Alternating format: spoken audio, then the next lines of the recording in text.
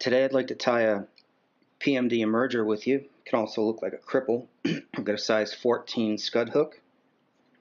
It's a light wire, and I've got some 8/0 brown uni going to tie in right behind that eye. Get rid of that waste.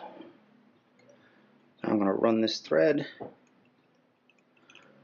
down to about halfway down the bend of the hook. Stop right there. I've got some ginger Antron blend here. I'm just going to take a very small amount, tie that in, double that over,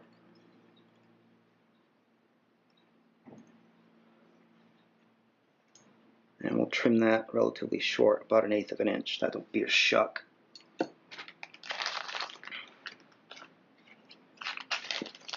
Next I want to tie in some ribbing material, which is just some 6/0 yellow uni thread. This is actually a light Cahill, but any yellow will do.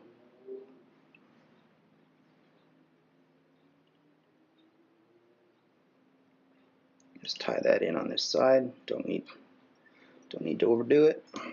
Trim that out. I've got some dubbing that I've mixed, a little bit of dry fly dubbing and some of that Antron that we used for the shuck. The other dubbing is just a little bit darker because I found that, like cutters, EC caddis, the more contrast you have between the two elements of the body, the thorax and the abdomen, the better the fly works. So I'm dubbing a fairly tight noodle here. If there's a taper, it's fairly slight.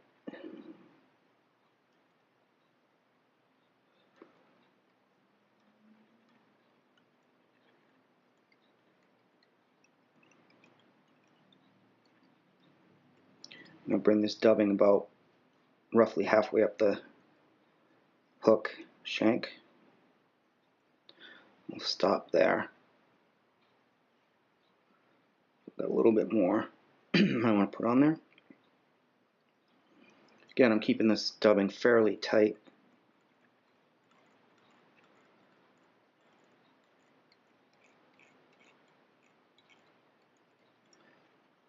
And not quite happy yet. Getting there. That should be plenty. Get me where I want to go. Alright, looks good. Take our light Cahill uni and we'll run this forward as a rib. Nice even turns. Probably get 6 or 7.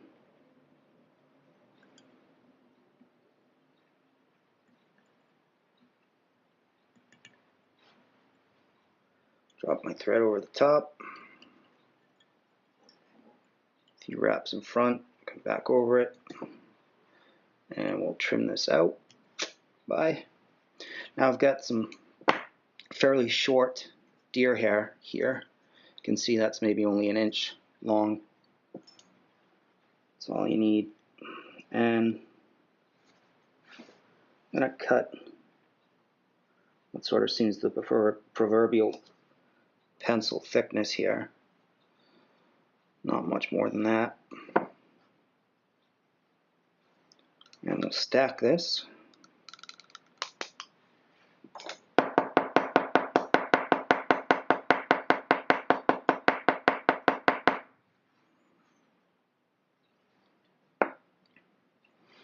Got a pretty good stack.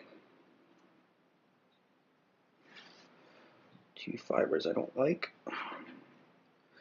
And then we'll take this material and put those tips just about at the bend of the hook. And we'll cinch down on that. Now We are using 8/0, so you want to be careful. What I'm going to do, just to make our life a little bit easier, is hold this, try to pull these fibers together a little bit, and create a little distance between the wing and what's going to be our post. So now I'm going to lift this material back, and it just sort of helps so you're not constantly, as you're tying this part of the fly, trying to separate the wing and what's going to be our post. So I'm going to create a little thread dam in front of this. That's going to help lift it up.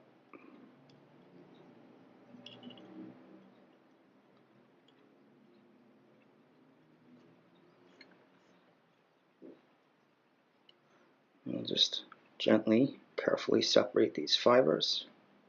And there's a few in there that are a little short that I don't like, so I'm going to trim them out.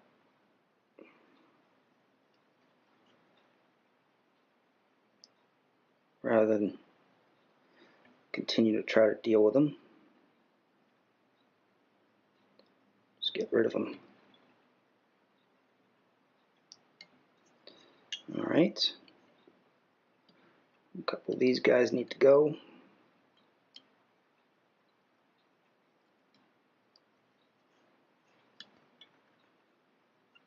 Okay, that's starting to get where I want it to be.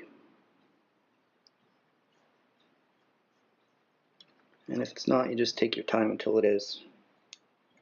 There's no rush. We're not production tying here, so shouldn't be watching the clock.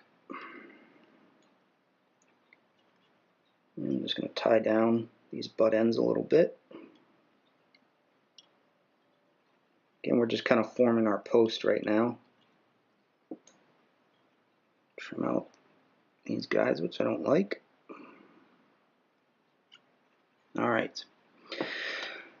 Now I've got a light Cahill, a light Blue Dawn hackle. And I'm going to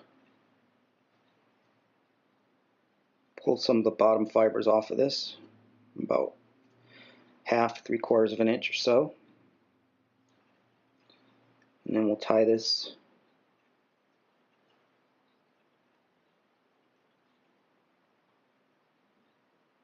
to the shank of the hook. And you want to leave some of that bare stem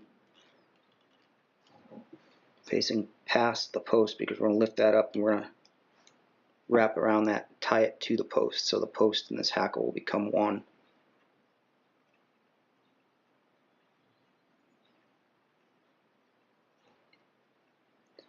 Unit. So now we'll just run our thread around these fibers like we would any other parachute post.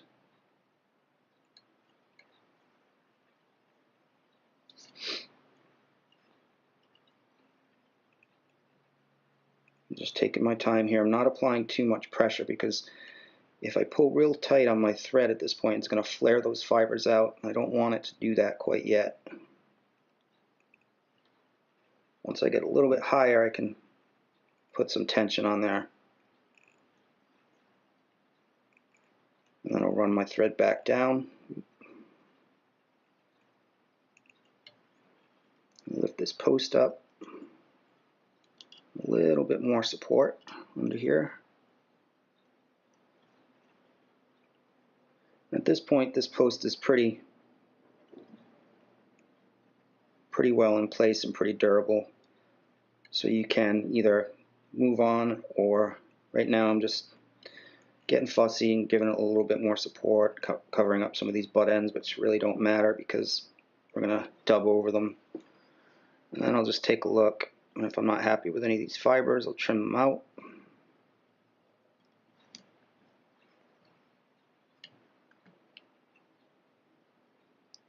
A couple on that side I don't like. Alright, so that looks pretty good.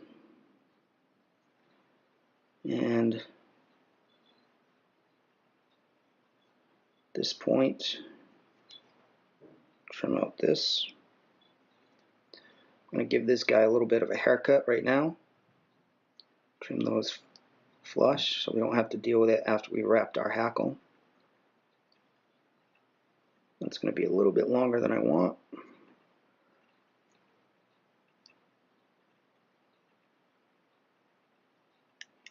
That'll be good. Alright. Now I've got some dubbing that I've mixed. It's a little bit of yellow and a little bit of cream. It's some super fine dry fly dubbing. And I'm not happy with that. Pull that off.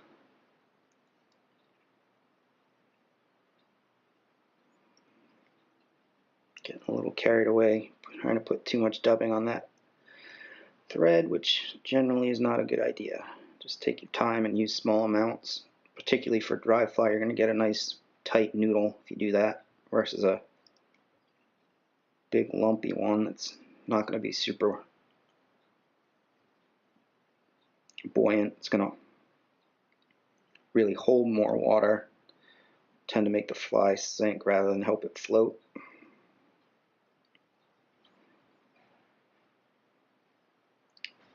So I've got a nice tight noodle here. Now I'm just going to wrap a head. Guess you could say it's a thorax.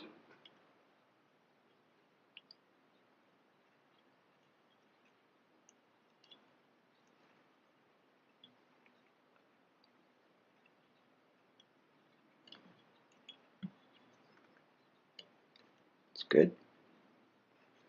I always like to take a look underneath, make sure that everything's covered. There's got one fiber here that's not cooperating.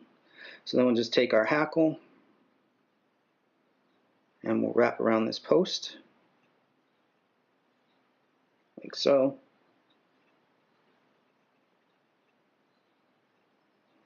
One wrap under the other. You can use your hackle pliers. For this size fly, I'm using my fingers. And then once I pull that around, I'm going to wrap some thread over that feather, good and tight. Lift that feather back, pull everything back, make sure that there are no fibers in front of my thread. And I'll pull that feather back forward. All I'm doing here is making sure that I've really locked in this feather, and it is locked in at this point. You can see it's not going anywhere. So I'm just being extra fussy and take my time. Just really tie this feather down nice and tight. Pull it back. Come in with our scissors real close and trim that feather out. Should have a really small head, as you can see. Come in, pull all this back. We'll drop a whip finish down.